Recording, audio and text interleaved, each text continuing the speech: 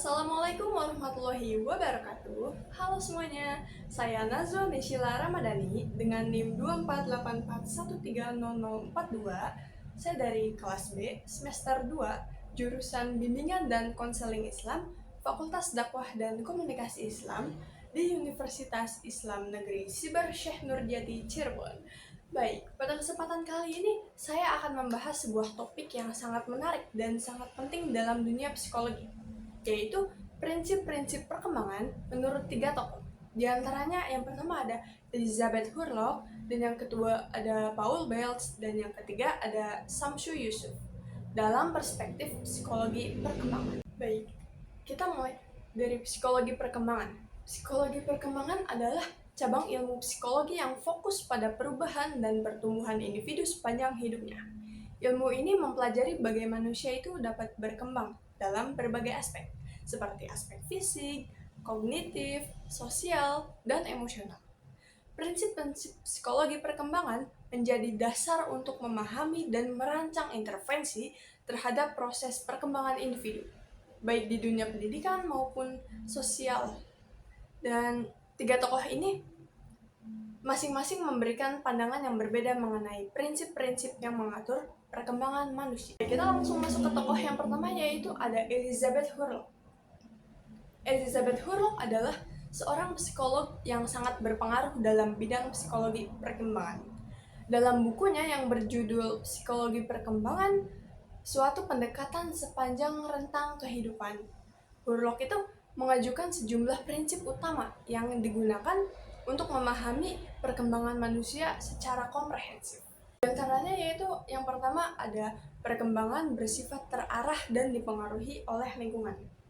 Nah, Elizabeth ini berpendapat bahwa perkembangan manusia tidak terjadi secara kebetulan ataupun acak, melainkan memiliki arah yang jelas, dan faktor-faktor internal seperti genetika atau eksternal seperti lingkungan sosial dapat memengaruhi arah perkembangan. Jika lingkungan itu mendukung, khususnya pada masa kanak-kanak, memiliki peranan penting dalam membentuk arah perkembangan individu. Selanjutnya, perkembangan adalah proses yang berkesinambungan.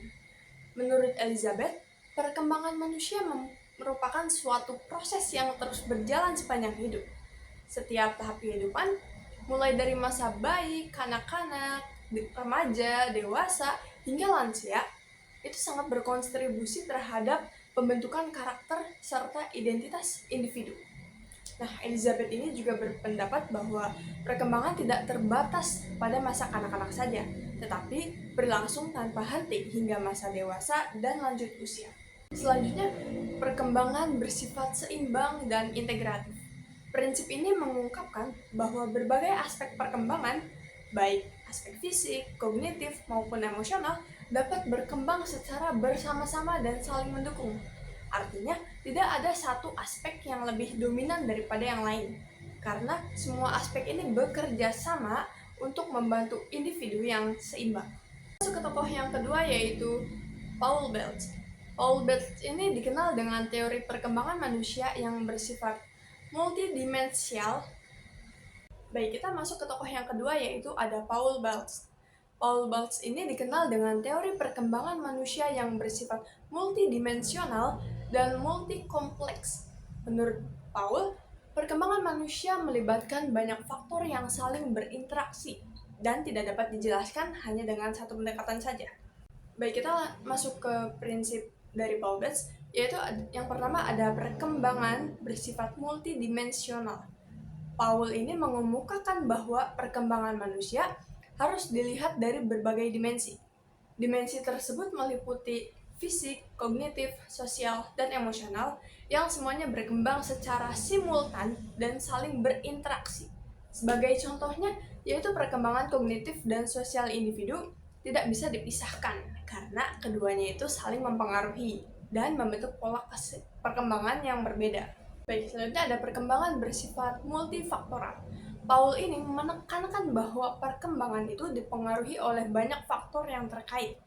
Yang pertama ada faktor internal seperti genetika dan biologi, berinteraksi dengan faktor eksternal seperti pengaruh lingkungan sosial, budaya, dan ekonomi untuk membentuk perkembangan individu.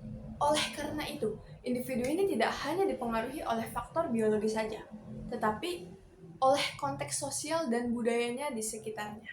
Selanjutnya yaitu perkembangan bersifat fleksibel dan dapat berubah. Prinsip ini menegaskan bahwa perkembangan manusia tidak bersifat tetap atau statis. Perkembangan sangat dipengaruhi oleh perubahan yang terjadi dalam lingkungan dan pengalaman hidup dari individu tersebut.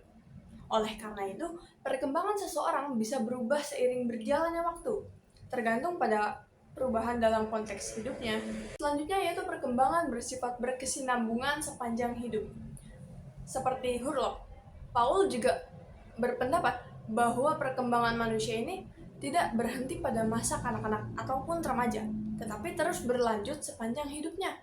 Paul melihat perkembangan sebagai sebuah proses yang tidak terhenti pada usia tertentu, tetapi harus mengalami perubahan sepanjang hidup, bahkan hingga usia lanjut. Jadi pada akhirnya perkembangan itu berlangsung sepanjang hidup dan dapat berubah seiring pengalaman dari lingkungan tersebut. Baik, kita masuk ke tokoh yang ketiga, yaitu ada Syamsu Yusuf. Syamsu Yusuf seorang pakar psikologi perkembangan dan pendidikan yang memberikan kontribusi signifikan dalam memahami perkembangan individu. Prinsip yang diajukan oleh Yusuf ini juga menekankan pentingnya interaksi antara faktor-faktor internal dan faktor eksternal dalam membentuk perkembangan manusia. Pertama itu ada perkembangan bersifat holistik. Yusuf berpendapat bahwa perkembangan manusia itu harus dilihat sebagai suatu keseluruhan yang tidak dapat dipisahkan. Seperti ada aspek fisik, kognitif, sosial, dan emosional, dan spiritual yang berkembang secara terintegrasi. Ketika satu aspek itu mengalami perubahan, maka aspek lainnya juga akan dipengaruhi yang dapat menciptakan perubahan holistik pada individu. Yaitu ada perkembangan dipengaruhi oleh interaksi antara faktor genetik dan lingkungan.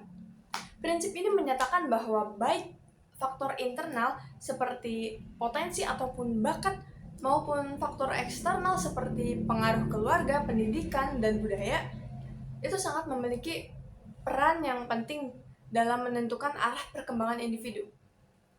Perkembangan manusia adalah hasil dari interaksi antara faktor-faktor tersebut. Selanjutnya, perkembangan berlanjut sepanjang hidup. Sama seperti Elizabeth dan Paul, Yusuf ini juga menekankan bahwa perkembangan tidak terbatas pada masa tertentu dalam hidupnya. Perkembangan akan terus berlangsung sepanjang hidup, dan setiap tahap dalam kehidupan membawa perubahan yang signifikan dan dapat memengaruhi perkembangan individu secara menyeluruh. Selanjutnya itu perkembangan dipengaruhi oleh faktor sosial dan budaya. Yusuf juga mengemukakan bahwa faktor sosial dan budaya sangat berpengaruh dalam perkembangan individu. Interaksi sosial dan budaya yang dihadapi oleh individu itu memengaruhi cara mereka untuk berkembang dalam berbagai aspek, termasuk cara mereka berinteraksi dengan orang lain, nilai-nilai yang dianut, dan keterampilan sosial yang dimiliki. Baik, secara keseluruhan, meskipun terdapat perbedaan dalam pandangan ketiga tokoh tadi, mereka semua telah sepakat bahwa perkembangan manusia adalah suatu proses yang berlangsung sepanjang hidup dan dipengaruhi oleh banyak faktor. Prinsip-prinsip yang diajukan oleh Elizabeth, Paul, dan Yusuf memberikan pemahaman yang lebih mendalam tentang bagaimana individu dapat berkembang, baik dalam konteks pendidikan maupun kehidupan sosial. Oleh karena itu, pemahaman ini sangat penting untuk merancang pendekatan yang tepat dalam mendukung perkembangan individu pada setiap tahapan kehidupan. Baik, demikian yang dapat saya sampaikan. Semoga apa yang telah dibahas tadi itu dapat memberikan wawasan yang lebih jelas mengenai prinsip-prinsip perkembangan manusia. Saya Nazwa Nishila Ramadhani pamit undur diri. Wassalamualaikum warahmatullahi wabarakatuh. Terima kasih semuanya.